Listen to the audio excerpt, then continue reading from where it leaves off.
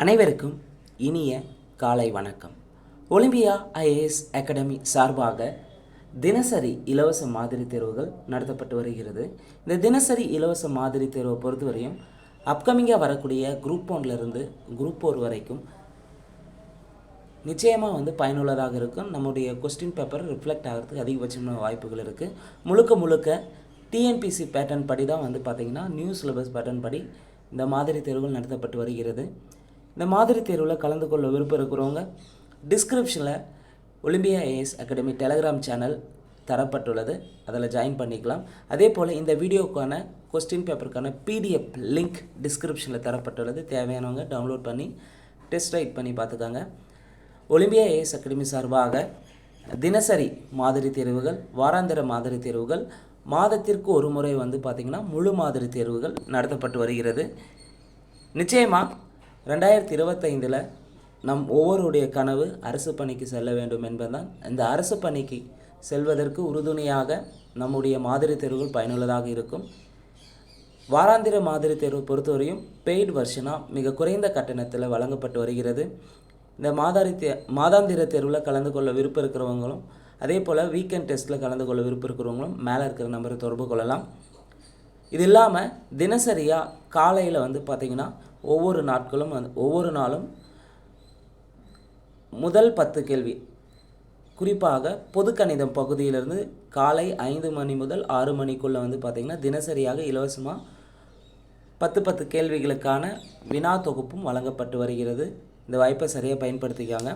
இந்த வீடியோ பொறுத்தவரையும் 11ஆம் வகுப்பு அறவியல் புதிய புத்தகத்திலிருந்து பாடம் 6 தொல்குடி விழுமியங்கள் எத்திக்ஸ் லெசனில் தான். இந்த எத்திக்ஸ் லெசனில் குறிப்பாக பார்த்திங்கன்னா சிலபஸ் படி as per group 1, group 2, 2A and group 4 எக்ஸாமுக்கு கண்டிப்பாக எத்திக்ஸ் ரிலேட்டடான கொஸ்டின்ஸ் இருக்கும். இந்த லெசன் வெரி இம்பார்ட்டன்ட். இதிலிருந்து இருக்கக்கூடிய 40 கேள்விக்கான விடை குறிப்புகளை முழு விளக்கத்தோடு நாம் பார்க்க இருக்கிறோங்க. இந்த வீடியோ உங்களுக்கு பிடிச்சிருந்தால் லைக் பண்ணுங்கள், கமெண்ட் பண்ணுங்கள். மறக்காமல் டிஎன்பிசி எக்ஸாமுக்கு ப்ரிப்பேர் பண்ணுற உங்கள் ஃப்ரெண்ட்ஸ்க்கு ஷேர் பண்ணுங்கள். முதல் கேள்வி, பின்வரும் கூற்றுகளில் சரியானது எது? 4 ஆப்ஷனில் 1 மட்டும் தான் சரியாக இருக்குது. எதுன்னு பார்க்கலாம். சரியான விடை ஆப்ஷன் டெல்லி. நெய்யை விற்று பசும்பொன்னை ஈடாக பெறாமல் பால் தரும் எருமையையும் நற்பசுவையும் எருமை கன்றையும் ஈடாக வாங்கும் பெண்ணை பெரும்பானாற்று படை போற்றுகிறது. அதாவது நெய்யை விற்று பசும்பொன்னை ஈடாக பெறாமல் அதற்கு பதிலாக பால் தரும் எருமையையும் நற்பசுவையும் எருமை கன்றையும் ஈடாக வாங்கும் பெண்ணை பெரும்பானாற்று படை போற்றுகிறது. மற்ற 3 ஆப்ஷனும் தவறாக இருக்குது. என்ன தவறுன்றதை பார்க்கலாம். பெண்கள் பகட்டான வாழ்வை விரும்பாமல் எளிமையும் உயர்வும் உள்ள வாழ்வையை விரும்பினர் என்பதை சிறுபானாற்றுப்படை எடுத்துரைக்கிறது. சிறுபானாற்றுப்படை எடுத்துரைக்காது, பெரும்பானாற்றுப்படை தான் எடுத்துரைக்கும். பெரும்பானாற்றுப்படை எடுத்துரைக்கிறது. பி ஆப்ஷன், நெல்லையும் முல்லையின் அரும்புகளையும் கொண்டு பெரிய காவலுடைய ஊரின் நன்மைக்காக நற்சொல் கேட்டு நின்ற முதிய பெண்களை பற்றி குறிஞ்சி பாட்டு பேசுகிறது. நெல்லையும் முல்லையின் அரும்புகளையும் கொண்டு பெரிய காவலையுடைய ஊரின் நன்மைக்காக நற்சொல் கேட்டு நின்ற முதிய பெண்களை பற்றி குறிஞ்சி பாட்டு பேசுகிறதுனா கிடையாது, முல்லைப்பாட்டு தான் பேசும். முல்லைப்பாட்டு ஆசிரியர் நப்பூதனார். திருமண விழாக்களை முதிய பெண்கள் தலைமையேற்று நடத்தியதை புறநானூறு காட்டுகிறது. புறநானூறு காட்டாது, தவறு. அகநானூறில் கூறப்பட்டுள்ளது. ஸோ அன்றைய காலத்தில் நம்முடைய தொல்குடி விழுமியங்கள், அதாவது நம்முடைய மக்கள், நம்முடைய முன்னோர்கள் வாழ்ந்த வாழ்க்கை நிகழ்வுகளாக தான் இந்த லெசனில் முழுமையாக இருக்கும். தொல்குடி விழுமியங்கள் என்ற தலைப்பில் திருமண விழாக்களை முதிய பெண்கள் தலைமையேற்று நடத்தியதை அகநானூறு காட்டும். ஸோ அன்றைய காலகட்டங்களில் நம்முடைய திருமண முறையே பார்த்திங்கன்னா பெரியோர்கள், மூத்தோர்கள் தலைமை தாங்கி தான் இருப்பாங்க. அதிலும் குறிப்பாக முதிய பெண்கள், வயதில் மூத்த பெண்கள் திருமண விழாக்களுக்கு தலைமை தாங்கியிருக்காங்க என்ற செய்தியை அகநானூற்று வழியாக நாம் தெரிந்து கொள்ளலாம். கேள்வி 2, சரியான இணையை தேர்வு செய்க. இதில் எத்தனை இணை சரியான இணை எத்தனை இருக்குன்னு பார்க்கலாம். கூறிய அறிவும் முதுமையும் உடைய பெண்கள் செம்முது பெண்டிர் என்கிறது நற்றிணை. சரி. கூறிய அறிவும் முதுமையும் உடைய பெண்கள் செம்முது பெண்டிர் என்கிறது நற்றிணை. சரி. செம்முது பெண்டு என்கிறது புறநானூறு. செம்முது செவிலியர். செம்முது செவிலியர் என்கிறது அகநானூறு. சரி. செம்முக செவிலியர் என்கிறது Nedunalvadai. Very very important area. கண்டிப்பாக கொஸ்டின்ஸ் இடம்பெறலாம். கூறிய அறிவும் முதுமையுடைய பெண்கள் செம்முது பெண்டிர்னு என்று குறிப்பிடும் நூல் நற்றிணை. செம்முது பெண்டு என்கிறது புறநானூறு. செம்முது செவிலியர் என்கிறது அகநானூறு. செம்முக செவிலியர்னா நெடுநல்வாடை. சரியான இணை 1 2 3 4 இணை சரியா இருக்கு. கேள்வி 3 பொறுத்துக. முதுசெம் பெண்டிர் என்று குறிப்பிடும் நூல் எது? முதுசெம் பெண்டிர் என்று குறிப்பிடும் நூல் பெருமுது பெண்டிர் என்று குறிப்பிடும் நூல், முதுவாய் பெண்டிர் என்று குறிப்பிடும் நூல், முதுவாய் பெண்டு என்று குறிப்பிடும் நூல். முதுசெம் பெண்டிர் என்று குறிப்பிடும் நூல் அகநானூறு. பெருமுது பெண்டிர் என்று குறிப்பிடும் நூல் முல்லைப்பாட்டு. முதுவாய் பெண்டிர் என்று குறிப்பிடும் நூல் அகநானூறு. முதுவாய் பெண்டு என்று குறிப்பிடும் நூல் அகநானூறு. முதுவாய் பெண்டிர்னாலும் சரி முதுவாய் பெண்டுனாலும் சரி இதை ரெண்டையும் குறிப்பிடுறது அகநானூறு தான். சரியான விடை 1 2 3 4. கேள்வி 4 தவறான இணையை தேர்வு செய்க. 1 பேரில் பெண்டு புறநானூறு. தொன்முது பெண்டிர் மதுரை காஞ்சி. புதுசை பெண்டிர் அகநானூறு. 4 பரிசில் வாழ்வை விடவும் தன்மானம் பெரிது என்று அதியனிடம் அவ்வை முழங்குவதை புறநானூறு காட்டுகிறது. இதில் தவறான இணை எதுன்னு பார்த்தீங்கன்னா தவறான இணை எதுவுமே கிடையாது. பேரில் பெண்டு என்று குறிப்பிடும் நூல் புறநானூறு. சரி. தொன்முது பெண்டிர் என்று குறிப்பிடும் நூல் மதுரை காஞ்சி. சரி. பொதுசை பெண்டிர் என்கிறது அகநானூறு. பரிசில் வாழ்வை விடவும் அதாவது பரிசு பெறதை விட தன்மானமே பெரிது என்று அதியமான் கெட்ட ஔவையார் முழங்குவதை புறநானூறு மூலம் அறியலாம். ஸோ இங்கே தவறான இணை எதுவுமே கிடையாது. கேள்வி 5 நெய்விலை கட்டி பசும்பொன் கொள்ளான் எருமை நல்லான் கருணாகு பெறுவோம் என்ற பாடல் வரி எந்த நூலில் இடம்பெற்றுள்ளது? நெய்விலை கட்டி பசும்பொன் கொள்ளான் எருமை நல்லான் கருணாகு பெறுவோம் என்ற பாடல் எந்த நூலில் இடம்பெற்றுள்ளதுன்னா பெரும்பானாற்று படையில். அதாவது நெய்யை விற்று அதன் மூலமாக தங்கத்தை பெறாமல் பால் தரும் பசுவையும் எருமையும் பெண்கள் பெற்றிருப்பாங்க அப்படின்னு சொல்லிட்டு பெரும்பானாற்று படையினுள்ள குறிப்பிடப்பட்டிருக்கும். கேள்வி 6 பரிசில் அளிப்பதை காலம் தாழ்த்துவதால் புலவர்கள் இருந்து விடார் என்றும் அறிவும் புகழும் உடையோர் எங்கு சென்றாலும் உரிய பெருமையுடன் வாழ முடியும் என்று பாடியவர் யார்? பரிசில் அளிப்பதை காலம் தாழ்த்துவதால் புலவர்கள் இறந்து விடார் என்றும் அறிவும் புகழும் உடையோர் எங்கு சென்றாலும் உரிய பெருமையுடன் வாழ முடியும் என்று பாடியவர் ஔவையார். அதியமான பார்த்து பாடியிருப்பாங்க புறநானூறு நூலில். கேள்வி 7 எத்திசை செலினும் அத்திசை சோரே என்று பாடியவர் யார்? ஔவையார். எத்திசை செலினும் அத்திசை சோரே என்று பாடியவர் ஔவையார். கேள்வி 8 திணைப்புணம் காத்தல் பற்றி பேசும் திணை எது? திணைப்புணம் காத்தலை பற்றி பேசும் திணை குறிஞ்சி திணை. குடும்பத்தை காத்தல் பற்றி பேசும் திணை முல்லை திணை. கேள்வி 9 குடும்பத்தை காத்தல் பற்றி பேசும் திணை முல்லை திணை. கேள்வி 10 தாய்வழி நிற்றல் என்பதே தொல்குடி சமூக அமைப்பின் நியதியாக இருந்ததை டேஸ் குறிப்பிடுகிறது. தாய்வழி நிற்றல் என்பதே தொல்குடி சமூக அமைப்பின் நியதியாக இருந்ததை புறநானூறு குறிப்பிடுகிறது. கேள்வி 11 ஈன்று புறந்தறுதல் என் தலை கடனே ஒளிருவாள் அருஞ்சமம் முறுக்கி களிரெறிந்து பெயர்தல் காலைக்கு கடனே என்று பாடியவர் யார்? இந்த பாடலை பாடந்து பொன்முடியார் பாடியிருப்பாங்க. புறநானூறு நூலில் இடம்பெற்றுள்ளது. கேள்வி 12 நறுவிரை துறந்த நாரா நரத்தலை சிறுவர் தாயே பேரிற் பெண்டே செம்முது பெண்டின் காதலன் சிறாகன் என்ற பாடல் எந்த நூலில் இடம்பெற்றுள்ளது? நறுவிரை துறந்த நாரா நரைத்தலை சிறுவர் தாயே பேரிற் பெண்டே செம்முது பெண்டின் காதலன் சிறாகன் என்ற பாடல் எந்த நூலில் இடம்பெற்றுள்ளதுன்னா புறநானூறு நூலில் இடம்பெற்றுள்ளது. கேள்வி 13 இயற்கையின் மீதான அச்சமே வழிபாடானது என்பதை யாருடைய பாடல் வழி அறியலாம்? இயற்கையின் மீதான அச்சம்தான் வழிபாடாக மாறியிருக்கும் அப்படின்றத பரணர் பாடியிருப்பார். பரணர் எந்த நூலில் பாடியிருப்பார்? நற்றிணை நூலில் சொல்லியிருப்பார். கேள்வி 14 சரியான இணையை தேர்வு செய்க. அணங்குடை நெடுவரை என்கிறது அகநானூறா? சரி. சூர்ச்சனை பற்றி குறிப்பிடுவது அகநானூறு. சரி. அருகுடை முன்னீர் அகநானூறு. பெருந்துரை பரப்பின் அமர்ந்து உரை சுணங்கோ என்கிறது நற்றிணை. அன்றைய காலகட்டத்தில் தொல்குடி மக்கள் வந்து இயற்கையை வழிபட்டிருப்பாங்க. வழிபாடு முறையில் வரக்கூடியது. அணங்குடை நெடுநரை என்கிறது அகநானூறு. சூர்ச்சனை பற்றி குறிப்பிடுது அகநானூறு. அறுகுடை முன்னீர் என்கிறது அகநானூறு. பெருந்துறை பரப்பின் அமர்ந்து உரை சுணங்கோ என்கிறது நற்றிணை. சரியான விடை 1, 2, 3, 4 சரியாக இருக்குது. இயற்கையை வழிபடுவதற்கு மிக முக்கியமாக காரணமாக இருந்ததை பற்றி குறிப்பிட்டிருக்கோம் பல்வேறு சங்ககால இலக்கிய நூல்கள். கேள்வி 15. தேன் சுவையுடைய கனிகள், மாங்கனி, பலாவின் சுளைகள், கல் போன்றவற்றை கொண்டு வான்கோட்டு கடவுளை தொல்குடிகள் வணங்கினர் என்று குறிப்பிடும் நூல் எது?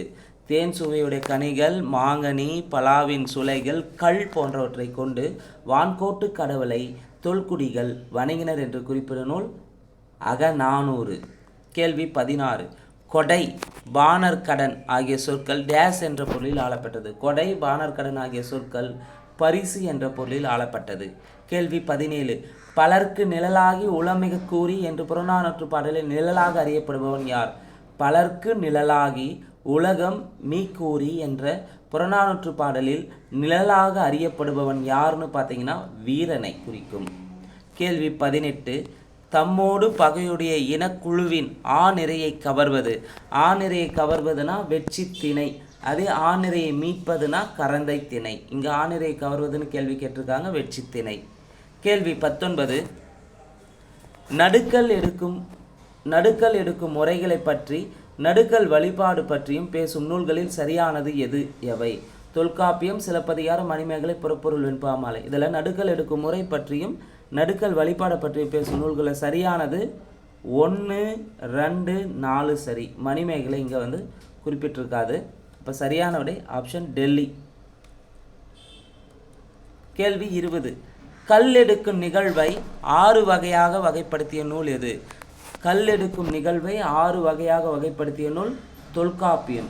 அந்த 6 வகை என்னன்னு பார்த்தீங்கன்னா 1 காட்சி, 2 கால்கோள், 3 நீர்ப்படை, 4 நடுக்கல், 5 பெரும்படை, 6 வாழ்த்து. ஸோ கல் எடுக்கும் நிகழ்வை 6 வகையாக தொல்காப்பியம் வகைப்படுத்தியிருக்கும். 1 காட்சி, 2 கால்கோள், 3 நீர்ப்படை, 4 நடுக்கல், 5 பெரும்படை, 6 வாழ்த்து. கேள்வி 21. இயற்கையாக நிகழும் மரணத்தை விட பகைவர்களுடன் போர் புரிந்து இறப்பவர் மேலானவராக கருதப்பட்டனர் என்று குறிப்பிடும் நூல் எது? இயற்கையாக நிகழும் மரணத்தை விட பகைவர்களோடு போர் புரிந்து அதன் மூலம் இறப்பது மேலானதாக கருதியிருப்பாங்க அன்றைய கால மக்கள், தொல்குடி மக்கள், நம் முன்னோர்கள், தமிழர்கள் என்று குறிப்பிடும் நூல் அகநானூறு. கேள்வி 22. கல்லே பரவின் அல்லது நெல் உகுத்து பரவும் கடவுளும் இலவே என்ற பாடல் வரி இடம்பெற்றுள்ள நூல் எது? கல்லே பரவின் அல்லது நெல் உகுத்து பரவும் கடவுளும் இலவே என்ற பாடல் வரி இடம்பெற்றுள்ள நூல் புறநானூறு நூலில் இடம்பெற்றிருக்கும். இதனுடைய ஆசிரியர் இந்த பாடலில் சொல்லியிருப்பார். யார் சொல்லியிருப்பார்னா மாங்குடி கிழார் சொல்லியிருப்பார். மாங்குடி கிழார். கேள்வி 23. வெற்றியை ஈட்டி தரும் 2 பெரும் ஆற்றல்களாக கருதப்பட்டவை எவை? வெற்றியை ஈட்டி தரும் 2 பெரும் ஆற்றல்களாக கருதப்பட்டவை பெரிய படையும் வீரர்களின் துணிவும். கேள்வி 24. சரியான இணையை தேர்வு செய்க. அடங்கா தானே என்கிறது அகநானூறு, விரல் கேளு தானே என்கிறது நற்றிணை. இந்த 2 இணையுமே தவறு. 1, 2 தவறு. அடங்கா தானே என்று குறிப்பிடும் நூல் வந்து பார்த்தீங்கன்னா புறநானூறு. அடங்கா தானே என்று குறிப்பிடும் நூல் புறநானூறு. விரல் கேளு தானே என்று குறிப்பிடும் நூல் புறநானூறு. கேள்வி 25. முல்லைத்திணை மக்கள் மூங்கில் குழாய்களில் கொண்டு சென்ற உணவினை தம் வழியில் எதிர்பட்டவர்களின் பசி நீங்க பகிர்ந்துண்ட செய்தியை குறிப்பிடும் நூல் எது? முல்லைநில மக்கள் வந்து மூங்கல் குழாயில் உணவை எடுத்துகிட்டு போகும்போது தம் வழியில் எதிர்பட்டவர்கள் பசி நீக்கிய பகிர்ந்துண்ட செய்தியை குறிப்பிடும் நூல் அகநானூறு. கேள்வி 26. பின்வரும் கூற்றுகளில் எத்தனை இணை சரியாக உள்ளது? 4 இணை இருக்குது. இதில் எத்தனை இணை சரியாக இருக்குன்னு பார்க்கலாம். 1. விருந்தினரின் பசியை போக்க தன் வாழ்நலனுக்காக பயிரிட வைத்திருந்த விதைத்திணையை உரலில் இட்டு குத்தி பசிப்போக்கிய செய்தியை அகநானூறு தெரிவிக்கிறது. வறுமையுற்ற ஒருவன் முதல் நாள் தன்னிடம் வந்த விருந்தினரின் பசியை போக்க தன் வீரத்தின் அடையாளமான வாளையை விற்று பசிப்போக்கிய நிகழ்வினை நற்றிணை குறிப்பிடுகிறது. எங்கிருந்தோ வரும் விருந்தினருக்கு அவர் மனங்கோணாமல் எவ்வாறு விருந்தளிக்க வேண்டும் என்பதை புறநூறாற்றுப்படை விளக்குகிறது. நண்பனைப் போல விருந்தினரிடம் உறவு பாராட்ட வேண்டும். கண்ணில் காணும்படி தனக்கு நெருக்கமான கன்றிடம் பசு அன்பு காட்டுவதைப் போல எலும்பே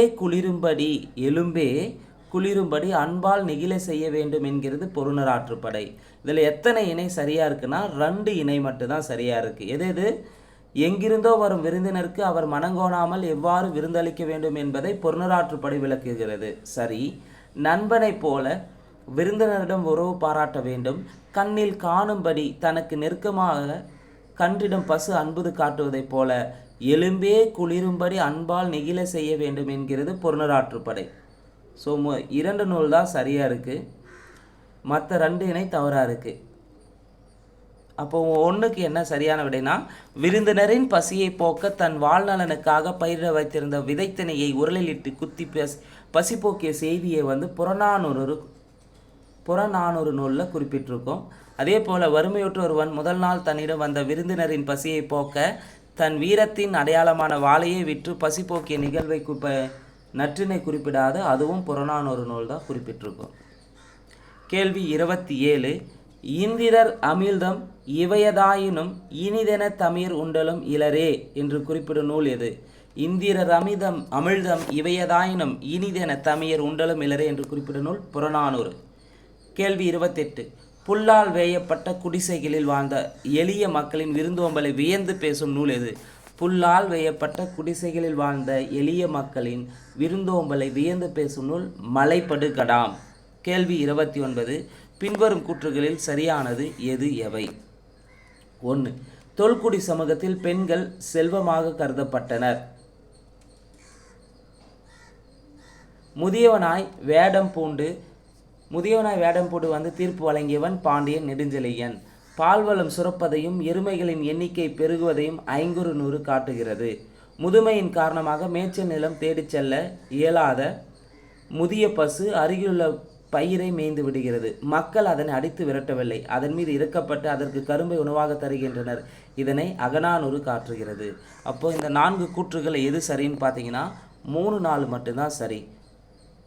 தொல்குடி சமூகத்தில் பெண்கள் செல்வமாக கருதப்பட்டனர்னா கிடையாது. யார்னா மூத்தோர் தான் வந்து தொல்குடி சமூகத்தில் மூத்தோர் செல்வமாக கருதப்பட்டனர். 2வது, முதியவனாய் வேடம் பூண்டு வந்து தீர்ப்பு வழங்கியவன் பாண்டிய நெடுஞ்செழியனான்னு கேட்டிங்கன்னா கிடையாது, கரிகால சோழன் தான் வந்திருப்பான். பால்வளம் சுரப்பதையும் எருமைகளின் எண்ணிக்கை பெருகுவதையும் 500 காட்டுகிறது. சரி.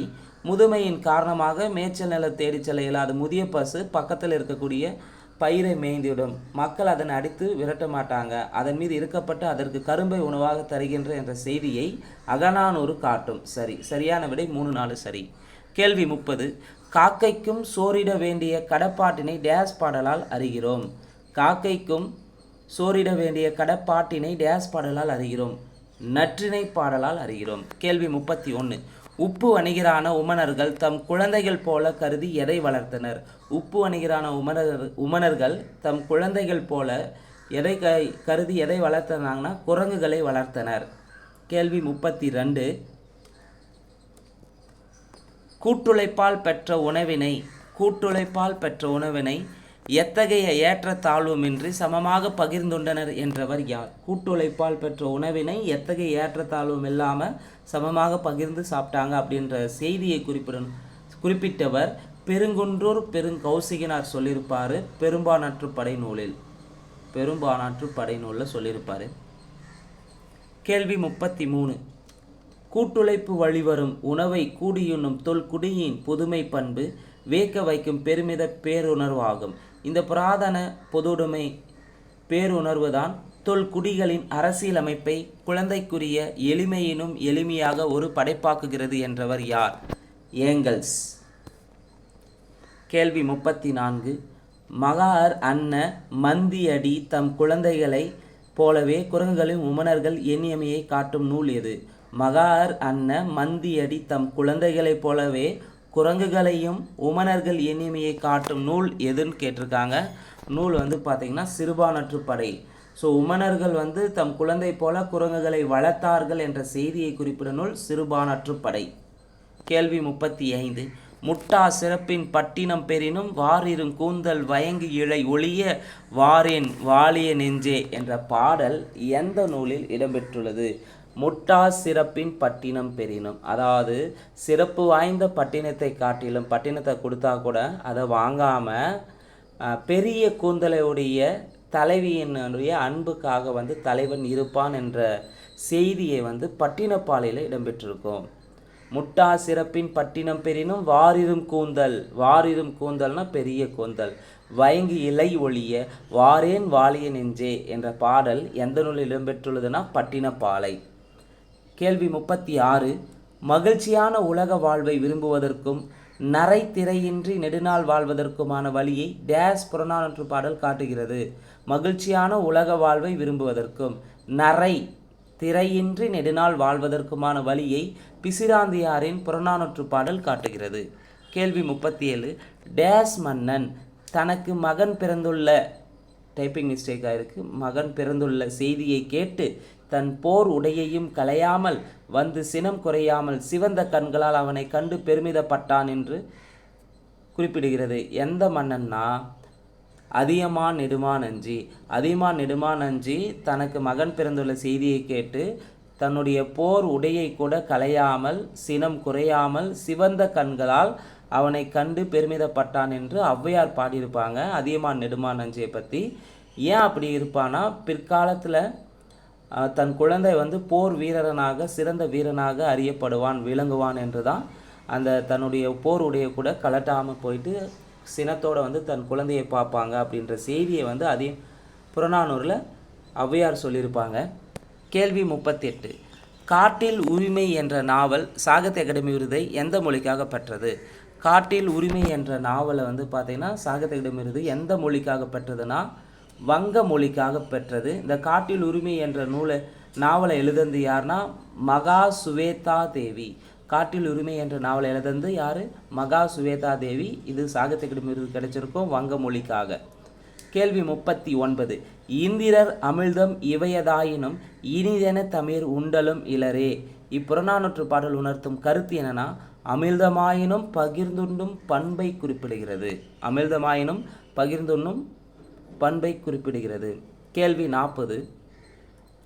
தொல்குடிகள் வாழ்ந்திராத கண்டத்தை தேர்ந்தெடுக்க. தொல்குடிகள் வாழ்ந்திராத கண்டம்னாவே அது அண்டார்டிகா கண்டம் தான்.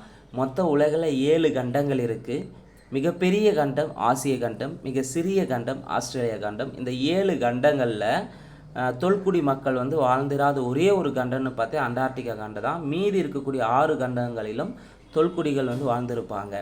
இந்த வீடியோவை பொறுத்தவரையும் 11ஆம் வகுப்பு அறவியலில் புதிய புத்தகத்தில் பாடம் 6 தொல்குடி விழுமியங்கள் தொடர்பான முழுமையாக இந்த 40 கேள்வியை தாண்டி இந்த லெசனில் பெரும்பாலும் எந்த கொஸ்டினுமே இல்லை. ஸோ இந்த நிச்சயமாக இந்த 40 கேள்வியுமே கண்டிப்பாக பயனுள்ளதாக இருந்திருக்கும். இதை தாண்டி இந்த லெசன்லேருந்து கொஸ்டின்ஸ் கேட்கறதுக்கு வாய்ப்புகள் மிக மிக குறைவு. ஏன்னா எல்லாமே நம்ம முழுமையாக கம்ப்ளீட் பண்ணி எடுத்திருக்கு. இந்த வீடியோ உங்களுக்கு பிடிச்சிருந்தால் லைக் பண்ணுங்கள், கமெண்ட் பண்ணுங்கள். மறக்காமல் டிஎன்பிஎஸ்சி எக்ஸாமுக்கு ப்ரிப்பேர் பண்ணுற உங்கள் ஃப்ரெண்ட்ஸ்க்கு ஷேர் பண்ணுங்கள். நன்றி, வணக்கம்.